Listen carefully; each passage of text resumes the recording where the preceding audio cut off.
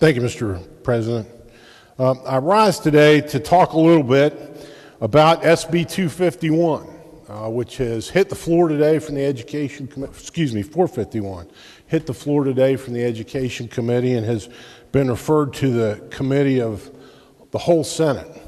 An idea which I endorse, Mr. President. I think it was a good idea. The bill is a comprehensive bit of education reform. It is clearly, in my mind, constitutional under the West Virginia Constitution. It does not violate the single object rule. It embraces a single object, which is the reform of public education in the state, something that we desperately need. There's been a good bit of publicity about some aspects of the bill. Teacher pay raise, service personnel pay raise, there's been some publicity about that. The opportunity to create charter schools or establish educational savings accounts. I intend in my remarks not to talk about either of those today. What I'm hoping to talk about is something, Mr. President, that has not received much attention in the press, and something that is in this bill, and it is critically important, and I would say from my perspective and in my opinion, it is the most important component of this bill, and that is the changes that it affects to school funding, the funding of public schools in West Virginia. And I want to talk a little bit about that now. Everyone here knows, I believe, that our funding primarily for county school boards, the operation of public school system, is a mix of state dollars and local dollars, local levies that are raised in the counties through the regular levy for education. And I want to talk a little bit about our school aid formula. Our school aid formula in West Virginia has many good features to it. And we've got some real experts in this room on that school aid formula. I'm looking at three of the senators whom I consider to be experts on it on the front row on the opposite side of the aisle, the distinguished minority leader, the senior senator from the 16th, and the senator from Wayne, are all I consider to be experts in the school formula. And I want to talk a little bit about not only what's good about the school aid formula, but what's bad about it.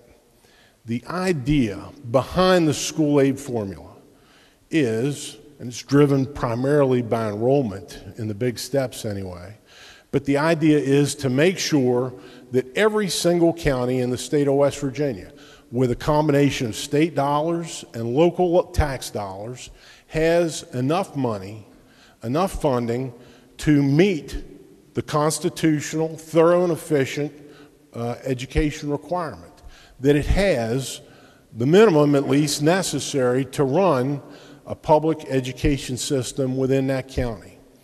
And in truth, if I'm going to be honest about it, I'll say the formula does that.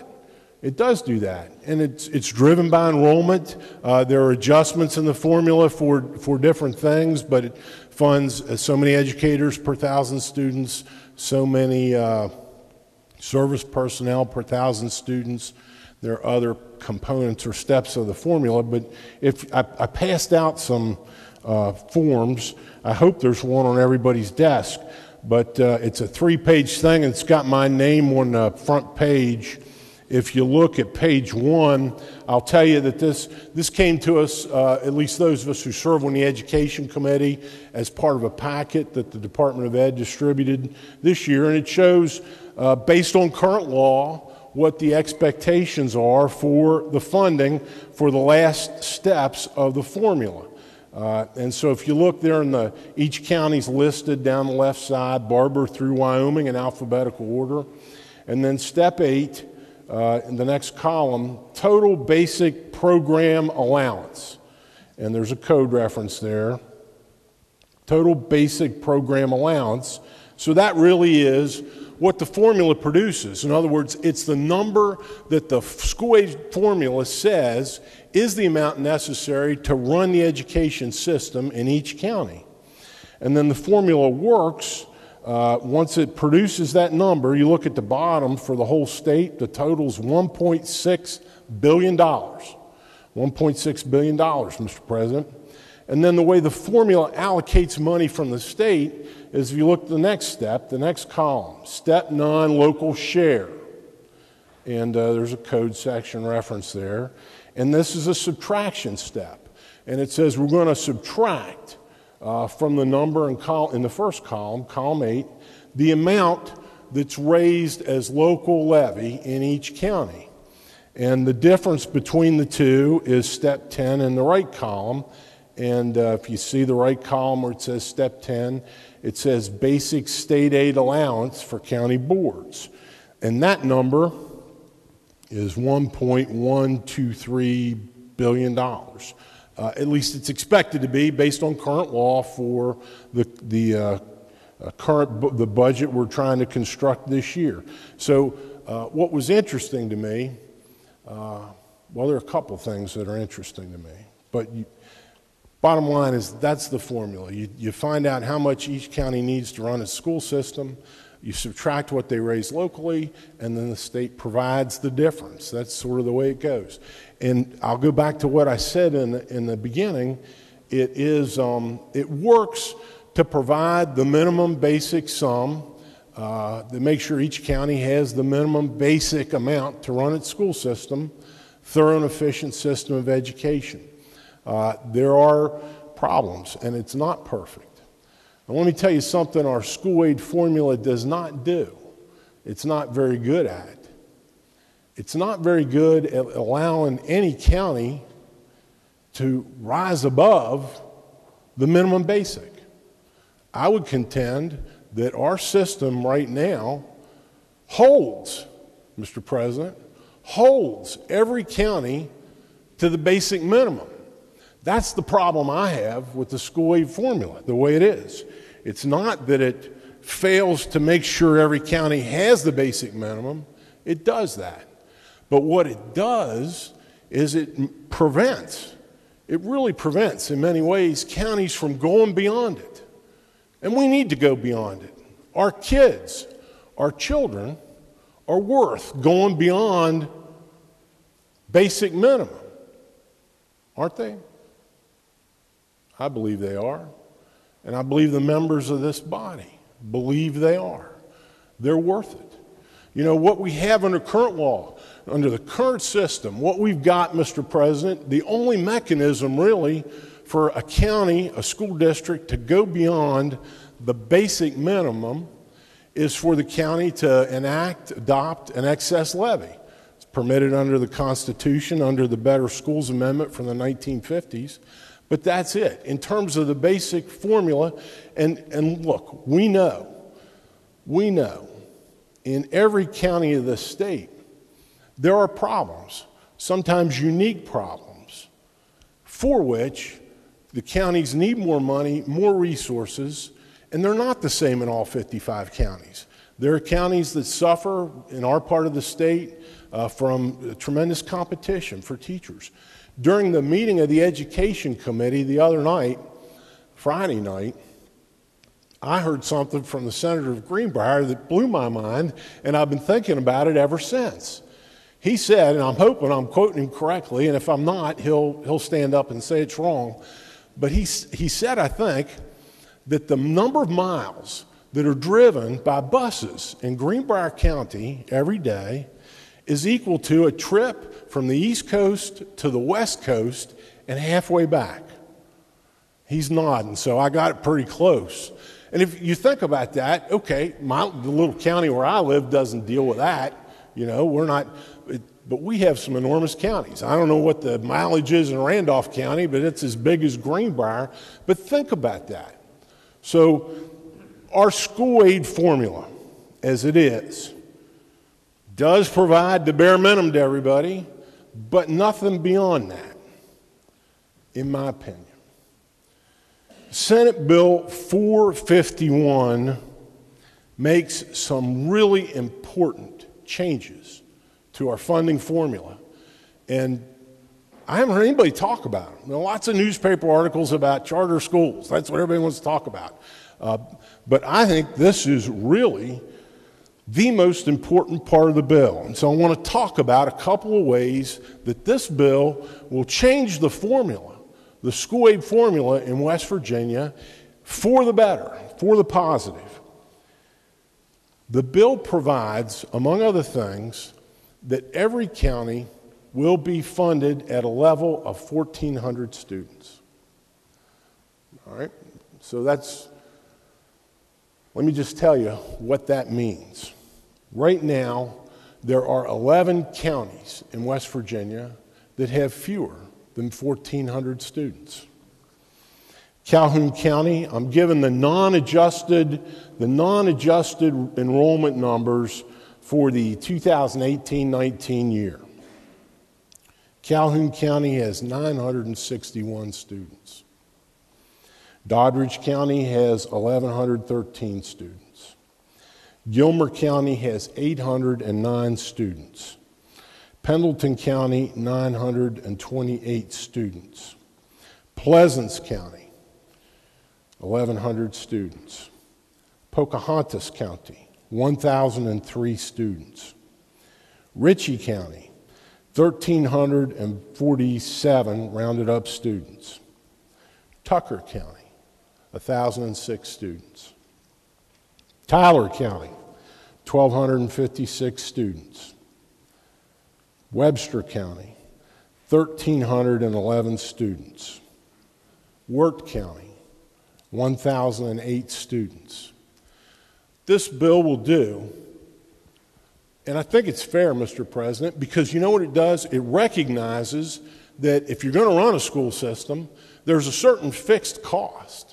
You know, it doesn't matter how many students you have. If you have only 5 students, it doesn't mean you can run a school system for the cost of 5 students. It sets a floor, and it says for any county that has fewer than 1,400 students, it's going to be funded as if it had 1,400 students. That is tremendous help to these 11 counties, Mr. President. It will lift them, and, you know, can we not agree? We must agree that there are fixed costs to running a school district, regardless of how many students you have. Whether you got 10,000 or whether you have 1,000, there are certain fixed costs that you have to have. You have to spend money for. And so we haven't done that. The formula has in the past made adjustments to enrollment to try to provide some additional money for those small counties, but this will really do it. This will set the floor at 1,400 students. So if, you know, for anybody who represents one of these counties, I haven't heard anybody talk about this. So what I'm hoping is that this little floor speech, I'm sure I'm already wearing out my welcome, is going to raise some public consciousness of some of the things in this legislation that nobody yet has been talking about. The mix of state dollars and local dollars that funds the education allowance in each county. I want to talk a little bit about the history in this state. And the Department of Ed was great. And they, you know, I'm never cease to be amazed at the information they can put together and provide. Please look at the page 2. It's numbered page 2 of the information I've distributed, I think, to every member of the Senate. And this is not county by county, but the state as a whole. And it covers the period of time, Mr. President, from 1979-80 to this year. It's a 40-year history. I think that's right, 40 years. 1979 till now is 40 years. You see why I'm not on the finance committee. But what this shows us, if you look at the first column to the right of the year, it shows the total program allowance. That's for the whole state. The whole state. The next column shows the local share, again, not county by county, but for the whole state. The next column shows the percentage of the local share to the total allowance. All right? In other words, it shows how much of the total allowance is being paid for by local share. The last two columns show the converse. Basic state aid allowance, as we learned from page 1, the next to last column is the difference between the total program allowance and the local share in terms of just aggregate dollars. And then the last column is the reciprocal of the percentage of the net state aid to the total allowance. So bear with me a minute here. Why is Charlie Trump up on the floor of the Senate rambling on about the 40-year history of and I'll tell you why. Look at the numbers. Start with a column that is the percentage of local share to total allowance. It starts in 1979-80 at 13.21%. What that means, Mr. President, is of the dollars that funded public education throughout West Virginia in that year, 13.21% were raised locally, local tax dollars. The state provided, out of the state budget, the balance, 86.79%. Now go back to that percentage share to total allowance and just let your eye draw down the page from 1979 and 80 to where we are now. And what you see is this. It's more than doubled. It's increased fairly steadily from 1979-80 to where we are today, 29%. More than doubled. What does that mean? What does that mean? It means that over the last 40 years, what we have done, we, the state government, the legislature, have shifted the burden from state dollars to local share. We have pushed from the state budget to the counties ever increasing percentages of the responsibility of paying for public education. We've been starving them. Starving them is a strong word, but over time, we've been pushing it out there every year. Now, if you go back to the first page, you'll see at the bottom, the basic state aid allowance for county boards, $1.124 billion. And below that, in my handwriting, you see minus 25 million. I'll tell you what that number is. And it was shocking to me when I heard it in Education Committee a couple weeks ago. Last year, this legislature passed, Governor Justice signed into law, a very significant pay increase. Teachers, service personnel, other state employees, but my remarks here are confined to the genre of education. The fiscal note we had on that, Mr. President, I don't remember exactly, but it was $110, $115, $120 million. They told us this is what it's going to cost to come up with that pay raise.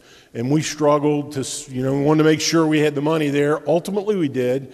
We passed it. They had a fiscal note of $115 million. So those pay raises are built in to these budget numbers. These are the budget numbers, if you look at the top of page 1 there, for the 1920 fiscal year.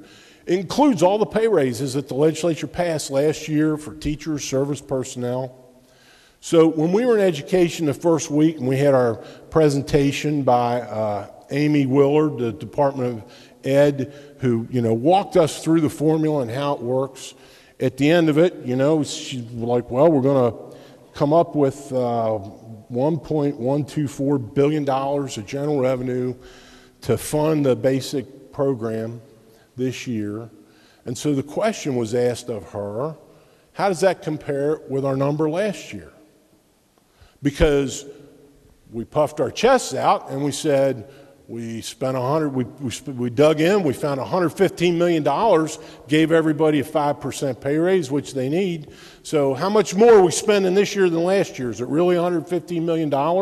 And the answer is, you're going to spend $25 million less with all those pay raises built in than you paid last year. It's a function of the decline in enrollment. A function of the decline in enrollment in our state. But think about that. You know, we worried and struggled. Can we afford a 5% pay raise? Ultimately, we said yes, we did it. We thought the cost was going to be $115 million. We got at $1.124 billion, $25 million less going in this year than we did last year, even with the pay raises. So, and at that, you go back to the second page, we're pushing more and more out of it onto the counties. It's wrong. It's wrong. We have to stop it. We have to reverse it. So, Senate Bill 451 does. I haven't even got to that part, Mr. President. I know everybody's tired of listening to me, but Senate Bill 451 contains language regarding the local share, and it's in Chapter 18, Article 9A, Section 12. And it's in the section of the code where it says we're going to subtract whatever the local levy is, the local share in the county, from the total need, and we're going to send you only the difference. So what this bill proposes is to say no, provided that for all years after 2018, in calculating the allocated state aid share of the county's basic foundation program, when subtracting the amount of the county's local share, if the county's local share as determined in Section 11 is greater than the county's local share was determined to be for fiscal year 2015-16, then the allocated state share shall be the difference between the cost of the basic foundation program and the county's 2015-16 determined local share. Now, I haven't heard anybody talking about this yet. This is transformative. This is transformative because what this says is we're going to look at 2016. If your levy's higher than that, county, all we're ever going to take from you is what your levy was in 2016. If your levy grows, we're going to fund you as if it didn't. We're going to fund you based on what your levy was in 2015. In other words, we're going to stop this horrible and what I would contend indefensible trend of whenever a local tax base raises an additional dollar for education, what does it do? Does it help their children? No. It helps us. It comes back to the general revenue budget of the state. It's just a dollar that we don't provide to them in the school aid formula under the way that's constructed now. So what that language I just read to you, which I haven't heard anybody talk about yet, is in this bill says it stops. It stops today. We're going to quit taking money from the counties that they're trying to earn to run their education. We're going to quit shrinking our share that the state pays, and we're going to let for the first time, now let me back up and say for counties that don't have growing levies, we're still going to backfill them. The formula doesn't change. We're going to make sure they have 100% of what they need to run their school system. We don't change that part. And if their levies decline, we backfill through the state formula to make it up. But what this says is if your levies are increasing, we're not going to penalize you. We're not going to take the money away from you. You get to keep it. You get to figure out how you're going to run that 1.5 mile of bus routes in your county every day. You're going to be able to figure out how you're going to compete with Loudoun County, Virginia for teachers. You're going to be able to deal with, every county board of ed will be able to deal with, we're giving them a tool to deal with the problems that they're dealing with every day, locally, every month, to rise and meet the challenges of the school system. Please look at page 3, the third page of my handout. So the Department of Ed did this for me, and if that language that's in the bill I just read to you, if that becomes law, the far right column will tell you how much extra money your county board of education in each county will get from the state of West Virginia as we stop this business of taking away the local tax dollars and bringing them here to Charleston and spending them on other things. That's what we've been doing. I'm saying we, and it is not a partisan thing. It's not a House or a Senate thing. It's the government. It's all of us. It's what we've been doing. And I will confess, I was away for a while, but I was here in this legislature for 14 years, from 1993 till 2006 when this was going on. Here again, 4 years. Let's fix this together. That's what this bill's going to do. And to me, this is tremendously more important than whether we're talking about charter schools in a couple places in the state or educational savings accounts for 1% of the kids. This is real help and relief to county boards of education to run their school systems, to provide teacher pay supplements if that's what they want to do, to put those buses that they have to drive 4,500 miles a day on accelerated repair schedules. Every county in this state has unique needs. And what we don't do enough is give them the tools to solve their own problems. That's the point of this. That's why, Mr. President, that's partly why I am so excited about this legislation. Now, I want to say just a couple other things. And I will mention again the 1,400 student minimum threshold. That's really important. I think once the citizens and the boards of education around the state, the administrators, the teachers realize what's in this bill that we're talking about now, this is going to generate a bunch of momentum and support for it. In addition to the pay raise. We need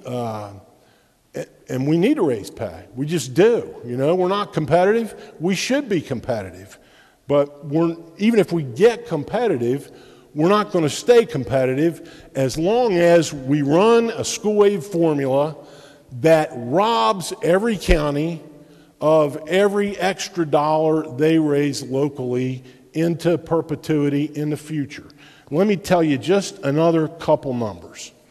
If you look at page 2 of this thing, the second page where it gives you the 40-year history, the program allowance in 1992-93 was a little over $1 billion, 1.038 billion, we'll say. And the states share that. And so the reason I'm stopping at that number, the state's share of that over on the right was $868 million.